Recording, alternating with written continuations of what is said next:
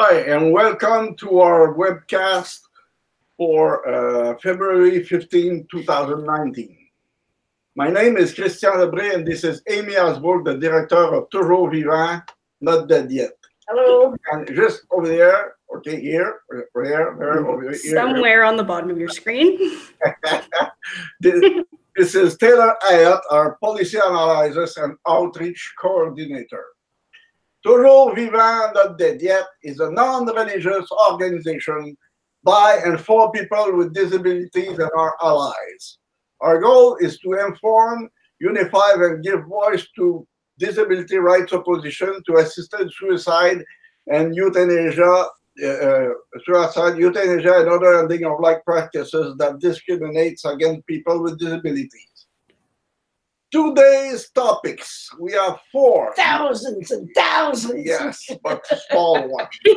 4,000. Catching up on news briefs because we was 4 weeks without any kind of news. Okay, so the first one is Wettlaufer case, another homicide come to light. The second one is mobile palliative care units. The third one is euthanasia by organ donation. And the fourth one is murder trial of Michel Cadot. Okay. This making the news quite often this time. Yes, especially in Quebec. Okay, so now that we finished with the Council of Canadian Academies studies, we can get back to actual news, things that are important that we haven't talked about. So the first item is the Wettlaufer case. Another homicide comes to light. Elizabeth Wettlaufer was a nurse from London, Ontario, who was sentenced to life in prison in 2017 for killing 8 people and injuring 6 people in nursing homes where she worked. A recent CBC report revealed that Wettlaufer confessed in 2018 to giving a lethal dose of insulin to a 9th person, Florence Beadall. 9 plus 6 means 15 people who was hurt by her. Who were killed, and then another 6 people. 9 killed and 6 hurt. Right. 15 people would be badly hurt. Right. However, Ms. Wettlaufer was not charged in this incident, nor was it included in the public portion of an inquiry last fall into how her crimes went unnoticed until she confessed in 2016. So she confessed in 2016 in the fall. She was convicted based on her confession in June of 2017, and she was sentenced. And then in January of 2018, she confessed to another murder, but they didn't prosecute her based on that one. And because she already been full lifetime in prison. Right, but they didn't bring it up at the inquiry either, and so that's kind of the issue.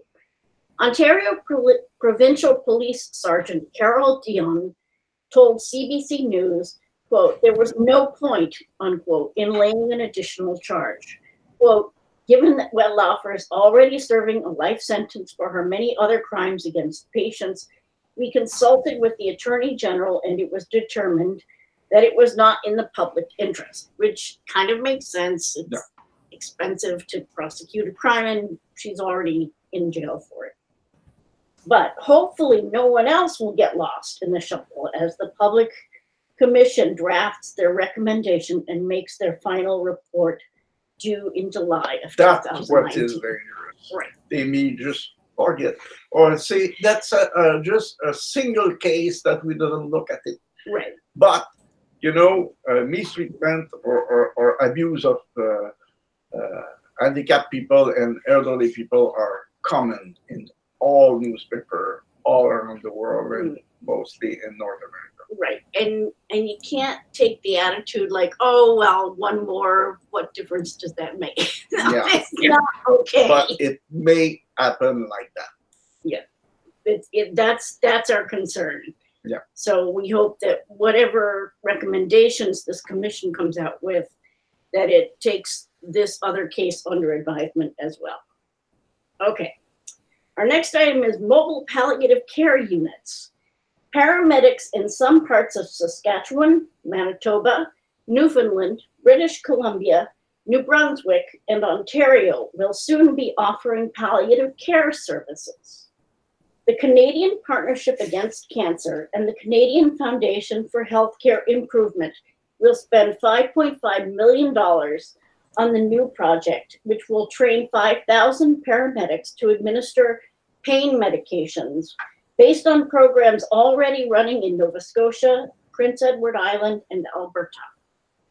The program coordinators believe this service will, quote, reduce unnecessary hospital visits and give those with cancer and other life-limiting conditions access to urgent end-of-life care when they need it and when and where they want it, unquote. Another story on the Nova Scotia service quotes one user saying, palliative care is wonderful if it's done right. It gives you the option to stay in your home and have death with dignity. You're not just a number or a room number or a disease. Yeah. So yeah. I like how she referenced dignity.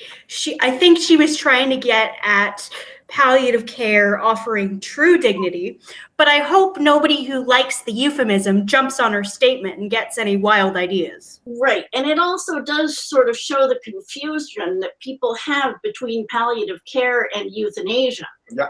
And that's a big problem. And especially the euphemism medical aid in dying. How many surveys have we seen where people mix that up for palliative care? Right. Yeah. And death with dignity gets confused in there as well. And it's both sides. Some people who like euthanasia think that palliative care is euthanasia, and other people like to have the real palliative care, and they fear that could be euthanasia. Right. And interestingly enough, we're going to be talking about this whole language question next week. So, preview of coming attractions. Yeah. Having palliative care available at home is important. And I was thinking of your crisis 5 years ago. Yeah. It would have been great if the ambulance driver, if the ambulancier could have, just brought a pain medication. You wouldn't have had to go to the hospital for days and days. And desirable, yet the line between care and killing is very thin. And it would be naive to ignore the possibility that the service could evolve into the kind of mobile euthanasia units that have been operated in the Netherlands since 2012. Yeah, we have some fear. Right. And actually, when I was trying to do search yesterday to find out how many people those euthanasia units have killed, couldn't find it. Mm-hmm. But there really isn't much on them. Yeah.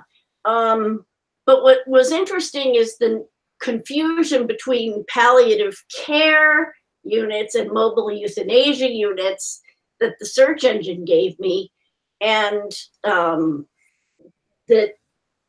fact that it was hard to find accurate information about how many people had been killed by those units. And with the information that the government collect, how could we do the difference? Right. There's no way that. Right. Okay. So euthanasia through organ donation is our next topic. Researchers in the Netherlands, several from Maastricht University, have written an opinion piece calling for further study of the possibility of allowing people who have asked for euthanasia to donate their hearts as part of the euthanasia procedure, while other organs like lungs, liver, pancreas, and kidneys can be transplanted after euthanasia as it's currently done. Donating a heart would require that the organ be removed before brain death occurs or after cardiac death. In other words, removing the heart results in the death of the donor. It kills the person. Yeah. The authors note that at least 70 people have donated organs after euthanasia in Belgium and the Netherlands, though only about 10% of people who are euthanized have organs that are suitable for donation. And that's essentially people with multiple sclerosis or amyotrophic lateral sclerosis, and people with cancer, their organs are not usable in general. So the researchers also challenged the policy that only the patient should pose the question of organ donation, and only after a positive response to the euthanasia question. So the researchers are definitely in favor of this, and they're trying to push it by saying we need to study this more. And they say that the policy currently that the person has to ask for it themselves, and also that it has to happen after euthanasia is approved. Bless you. Thank you.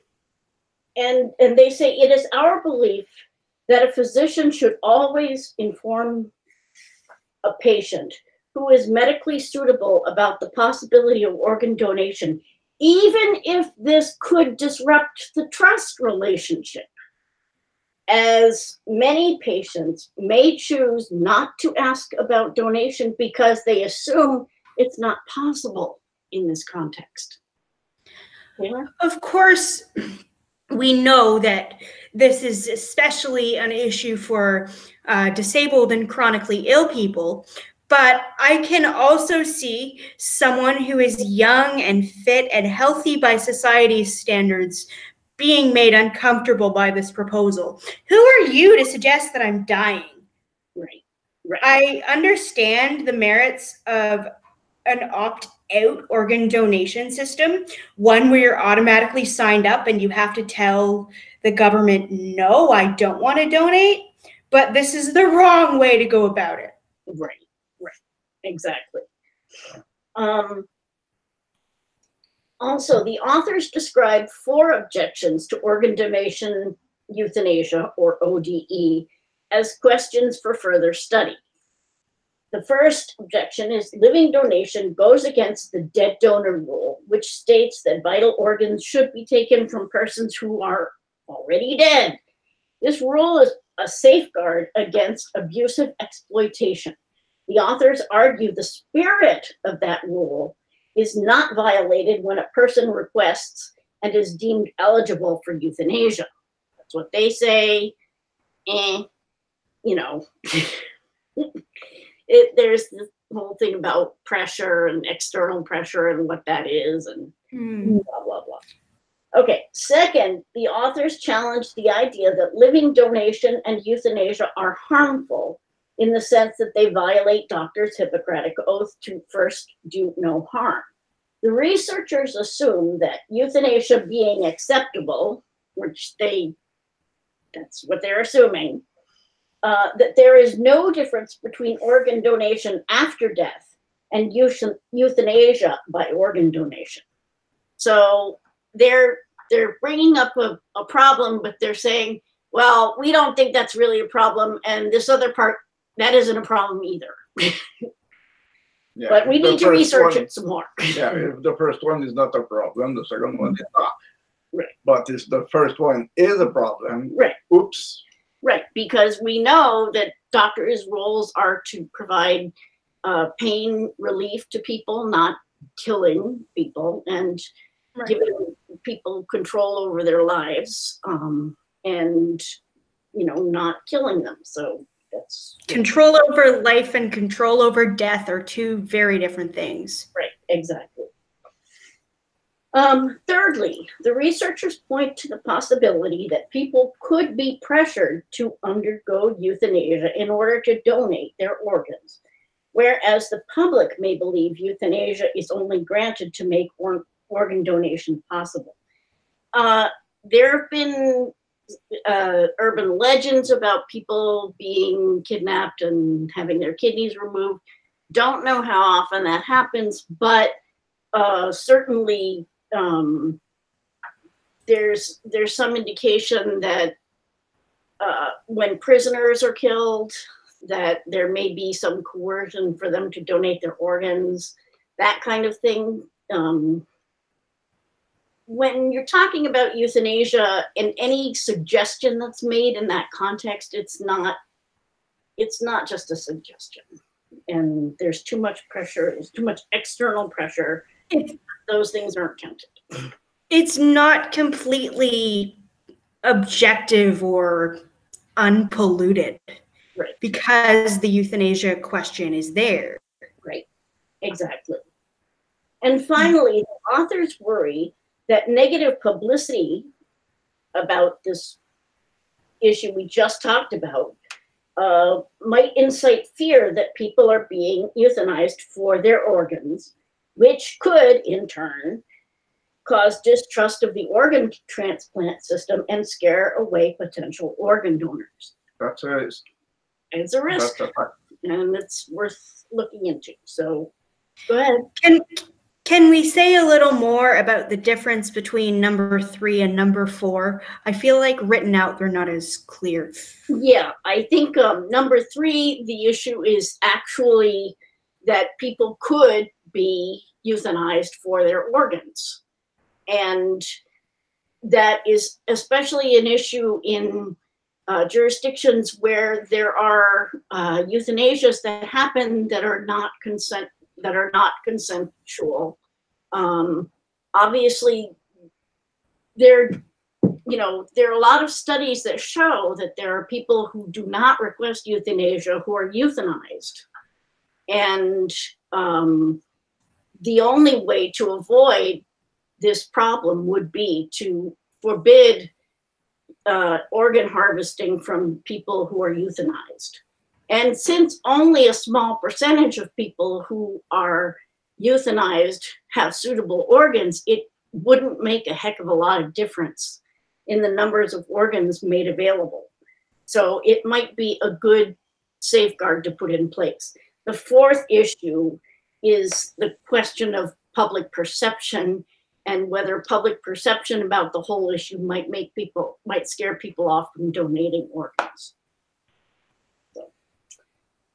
Okay, and our last item for this week is the murder trial of Michel Cadotte. Finally, in Quebec, the trial of Michel Cadotte in the homicide of his wife Jocelyne Lizotte 2 years ago is wrapping up. Monsieur Cadotte is accused of second-degree murder after he admitted to smothering his wife who had dementia. He claims he wanted to end her suffering. That's what he claimed. Right, that's what he says. And that's just like what Robert Latimer said when he killed his daughter. So, yeah. Psychologist Gilles Chamberlain testified that Cadotte's actions were not related to depression, nor was he overwhelmed with caring for his wife since she was in a long-term care facility. Monsieur Cadotte had asked for euthanasia on his wife's behalf and had been refused because obviously That's not the law. she's supposed to ask for euthanasia if she wants it. She didn't ask, she didn't get it. Right. Finally, a couple of the safeguards doing what they're supposed to. Yeah. Finally. But on another note, Fun! every time somebody is abused or killed, these objections come up. It has to be either a mental imbalance on the abuser's part, which adds even more ableism to the tragedy, or it's justified because the abuser is unsupported. When will society learn to recognize cruelty for what it is? Yes, exactly. And this is another preview of coming attractions for March Next 1st. week. We're going to be talking about just this issue. So there you go. Evidence presented at trial showed that Ms. Lizotte's condition was no better or worse than it had been for some time, but that Monsieur Cadotte had been drinking heavily over the weekend leading up to the homicide and probably had a hangover and wasn't feeling so good. And he came in and she was sitting in her chair and she was kind of bent over and he didn't like it. Monsieur Cadot claims he killed Ms. Guizot out of compassion, but a report filed by Dr. Chamberlain said Cadot wanted to end her suffering to stop his own pain. Yeah. I wonder what they're going to do with that, because they had two different professionals making completely opposite conclusions. They also had a psychologist in court saying it was depression and it was the lack of support that he had. Right now, it just looks like one opinion against another. Who are they going to believe? And that's fairly common in trials where somebody's mental state is at question. Each side brings in their own experts, and it's dueling experts. So the question is, how well does the expert communicate their point? How convincing is the expert? What are the expert's qualifications? And how credible is the expert? So that's what it ends up coming down to, not so much the reality of the situation. What this shows is the intimate partner violence among elders is neither rare nor new. A 2000 study of murder-suicides from the Clinical Interventions in Aging Journal found that life-ending violence is often explained away as altruistic, especially in cases where one party is ill. This distortion prevents proper investigation into the specifics of the crimes, especially with regard to victim consent. You know, since this is supposedly murder-suicide pact, blah, blah, blah. Oh, yeah, she wanted to die. No. In one incident, a husband claimed his wife, had terminal cancer, but the autopsy found that there was no evidence of any illness. So again, unfortunately, as we know with domestic violence situations, it's often the man who is the perpetrator, often the woman who is the victim. In this case, she did not have any illness, but his need for control caused him to do that. These murders may be inspired by the perpetrator's strong need to control the spouse's fate. Some even thought death was preferable to sending their partners to a nursing home. So better dead than in a nursing home. And part of the thing about the nursing home is, yes, it's not very nice to be in a nursing home, but it's also, they give up control over what's happening to their spouse. Their spouse might talk to other people and tell them about the abuse. The study rightly concludes that domestic violence events should never be viewed as romantic or altruistic, as it is often erroneously reported in the news media. And when we were looking at this, I ran across an article in Harper's Magazine that did exactly that. It, reviewed one case of a guy who killed his wife, and it talks about how he didn't have services and how he didn't have what they needed and how she was suffering and blah, blah, blah, blah, blah. Just, it did say that, gee, maybe there was some violence going on, but it completely discounted the possibility that there was domestic violence. And there is domestic violence everywhere. Right. A lot. Right. Disabled girls and women are also at a high risk for abuse, including at the hands of their partners.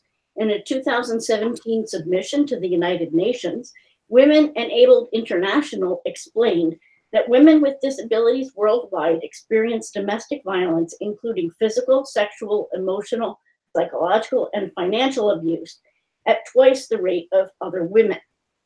These women must also rely on the abuser to meet personal needs. Indeed, when the abuser is also a caregiver, it is frequently impossible for women with disabilities to get help. And women may be unable to leave a dangerous living situation because they don't have transportation or can't find an accessible shelter. The longer women stay in abusive environments, the higher the risk that violence will escalate to homicide. And that's absolutely true. And Hey. Once again, disabled people end up dead. Yep. I can especially see that being. Hang on. I need to think my words through for a minute. Especially for the parent versus kid dynamic, that would add an extra layer of intensity onto the situation. Yes. Yeah, and you know, when it's partner violence and there's an extra layer of dependence because of the person's disability, generally the aggressor creates dependence anyway, even when the person is not disabled. So that is only increased when the person has a disability, and the aggressors use that, and they use it quite, openly. Okay, so if you want more information about the subjects that we discuss here, you can visit our Facebook page at facebook.com/toujours vivant, not dead yet. You can visit our website at tvndy.ca. You can email us at info@tv-ndy.ca, or you can follow us on Twitter @TVNDY. Thanks to Christian for helping us out. Thank and you, thanks Amy. also to Taylor, and we will see you next time. Bye. Bye.